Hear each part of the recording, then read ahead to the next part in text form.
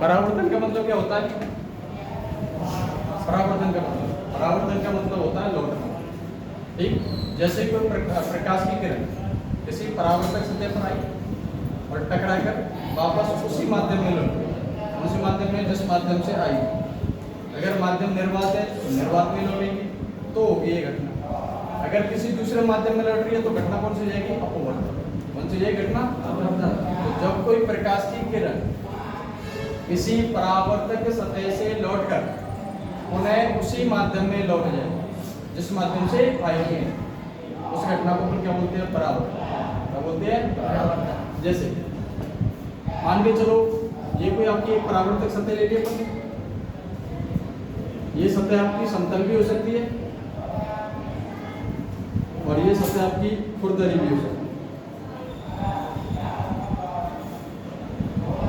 दोनों तरीका की सतह हो सकती है, समतल सतह भी हो सकती है और खुरदरी भी। तो ये अपने क्या ले लिए? परावर्तक सतह ले। परावर्तक सतह जो होती है उसके लंबवत जो होगा उसको अपन बोलते हैं अभिलंब। क्या बोलते हैं? अभिलंब। नॉर्मल बोलते हैं उसको अभिलंब। जब कोई प्रकाश की किरण, ये कोई प्रकाश की किरण क्या हो रही है? आपतित हो रही है, किसी परावर्तक सतह से टकराती है, टकराने के बाद में उसी माध्यम में लौट जाए जिस माध्यम से आई थी, उसी माध्यम में अगर लौट रही है इस घटना को अपन क्या बोलते हैं? परावर्तन। ये तो कौन सी किरण हो जाएगी? आपतित किरण हो गई। कौन सी किरण हो गई? आपतित किरण हो गई। और ये कौन सी हो गई आपकी? परावर्तित किरण, जो उसी माध्यम में वापस लौट रही है। इसको अपन क्या बोल रहे हैं? परावर्तित किरण। आपतित किरण का इसका अभिलंब के साथ में, ये अभिलंब इसके साथ में बनाया गया जो कोण है, जितना भी कोण बना ले, ये वाला कोण बना ले, आपतित किरण का अभिलंब के साथ में बनाया गया कोण आपतन कोण कहलाता है। कौन सा कोण कहलाता है? आपतन कोण। इंसिडेंट एंगल बोलते हैं इसको अपन। तो क्या हो गया? ये एंगल आई। अभिलंब का या अपन बोलते हैं आपतित किरण का अभिलंब के साथ में बनाया गया कोण क्या कहलाएगा? आपका आपतन कोण। क्या कहलाएगा? यानी कि आपका एंगल आई जो है वो कौन सा कोण होगा? आपका आपतन कोण। कौन सा कोण होगा? आपतन कोण। ठीक। परावर्तित किरण, कौन सी किरण का? परावर्तित किरण का अभिलंब के साथ में बनाया गया ये कौन सा होगा? परावर्तन होगा, जिसको अपन बोलते हैं एंगल आर। एंगल आर कौन सा हो गया आपका? परावर्तन कोण। कौन सा हो गया? परावर्तन कोण। अगर आपसे डेफिनेशन पूछी जाए आपतन कोण और परावर्तन कोण की, आपतन कोण क्या होता है? आपतित किरण का अभिलंब के साथ बनाया गया, आपतित किरण का अभिलंब के साथ बनाया गया कोण आपतन कोण, और परावर्तित किरण का अभिलंब के साथ बनाया गया कोण? परावर्तन कोण। ठीक। तो सबसे पहले तो आपसे क्वेश्चन पूछा जाएगा कि प्रकाश का परावर्तन क्या होता है, या प्रकाश का परावर्तन किसे कहते हैं? तो किसे कहते हैं भाई? जब कोई प्रकाश की किरण किसी परावर्तक सतह से टकराकर वापस उसी माध्यम में लौट जाए तो प्रकाश की यह घटना क्या कहलाती है? आपका परावर्तन कहलाती है। क्या कहलाती है? परावर्तन। ठीक। आपतित किरण का अभिलंब के साथ में बनाया गया कोण? आपतन कोण। परावर्तित किरण का अभिलंब के साथ में बनाया गया। अगर आपकी सतह कैसी है? समतल। कौन सी सतह आपकी? समतल। तो कैसा होगा? नियमित परावर्तन होगा। कौन सा परावर्तन होगा? नियमित। और यदि आपकी सतह कैसी है? खुरदरी। कैसी सतह? खुरदरी। तो इसके द्वारा जो परावर्तन होगा उसको अपन बोलते हैं मिश्रित परावर्तन। क्या बोलते हैं? तो परावर्तन भी कितने प्रकार के हो गए? दो प्रकार के। अगर आपकी सतह कैसी है? समतल है तो नियमित परावर्तन, और अगर आपकी खुरदरी है मिश्रित परावर्तन। कौन सा परावर्तन हो गया? मिश्रित परावर्तन। ठीक।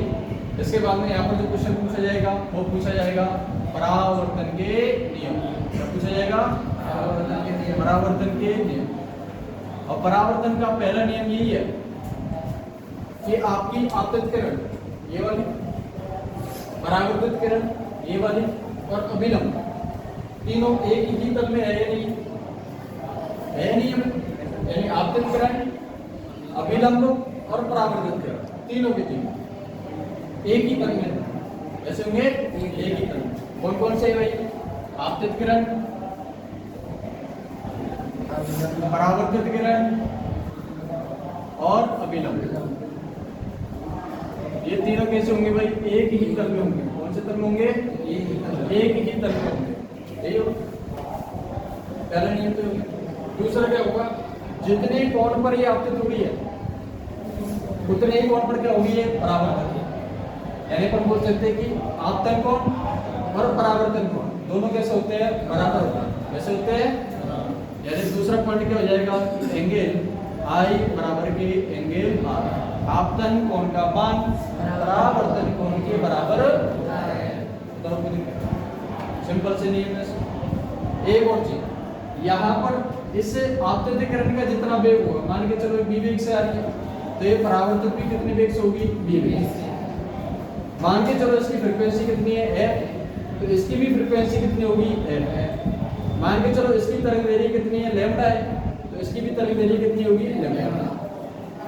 यानी आप आपतित किरण और परावर्तित किरण का जो वेग होगा वो दोनों कैसे होंगे? बराबर। फ्रीक्वेंसी कैसी होगी? समान। तरंग दैर्ध्य कैसी होगी? समान। यानी परावर्तन की घटना में क्वेश्चन आएगा यहाँ से कि परावर्तन की घटना में कौन कौन सी राशियों के मान परिवर्तित होते हैं या कौन कौन सी राशियों के मान परिवर्तित नहीं होंगे। तो कौन कौन सी राशि है? एक तो वेग हो गया, वेग परिवर्तित होगा क्या? नहीं होगा। और आपकी आवृत्ति और आपकी तरंग। परावर्तन की घटना में ना तो वेग चेंज होगा, ना आवृत्ति चेंज होगी, ना ही तरंग चेंज ही क्या होगा? परावर्तन में कुछ ना कुछ तो चेंज होगा। चेंज होगी इसकी तीव्रता। क्या होगी इसकी? चेंज तीव्रता चेंज होगी। हो सकता है कोई प्रकाश अधिक तीव्रता से परावर्तन के बाद में कैसा हो जाए? कम तीव्रता का हो जाए, यानी रोशनी क्या हो जाए? उसकी कम हो जाए। तो कहाँ पर चेंज जाएगा इसकी? तीव्रता। वेग में चेंज जाएगा क्या? ये आवृत्ति में चेंज जाएगा क्या? लैम्डा में चेंज जाएगा क्या? चेंज किसमें आएगा? इंटेंसिटी में चेंज आएगा। किसमें आएगा? इंटेंसिटी, तीव्रता में परिवर्तन। परावर्तन के कितने नियम हो गए? 3। एक्चुअल में बेसिकली कितने नियम है? 2। ठीक। पहला नियम तो क्या है? आपतित किरण, परावर्तित किरण और अभिलंब तीनों एक ही तल में होंगे। आपतन कोण का मान परावर्तन कोण के बराबर होगा। परावर्तन की घटना में परावर्तित किरण का वेग, तरंग दैर्ध्य, आवृत्ति अपरिवर्तित रहती है, परंतु तीव्रता कैसी हो जाती है? परिवर्तित। तो दिक्कत देख सकते हैं अपन आराम से। देखो